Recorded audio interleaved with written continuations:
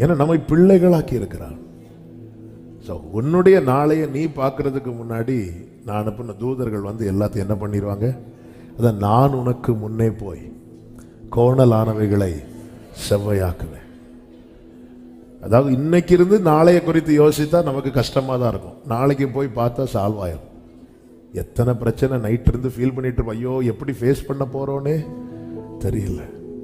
Face பண்ணிட்டு வந்ததுக்கப்புறம் இவ்வளவு ஈஸியாக முடியும்னு. கடந்த நாளில் ஒரு குறிப்பிட்ட ஒரு காரியத்துக்காக ஒரு ஆஃபீஸர் ஒரு ஃபேமிலி பார்க்க போனோம்.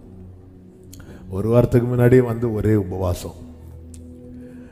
அதுக்கப்புறம் வந்து அரை மணிக்கு என் கூட ஸ்பெண்ட் பண்ணி அதுக்கப்புறம் அவங்கள பலப்படுத்தி ஒன்றும் இல்லை, திருப்பி வீட்டுக்கு போனால் மெசேஜ் ஃபோனு, நாங்கள் நாளைக்கு கிளம்புறோம், நாங்கள் இன்னும் பஸ்ஸு ஏறிட்டோம், இன்னும் டீ குடிக்கிறோம்.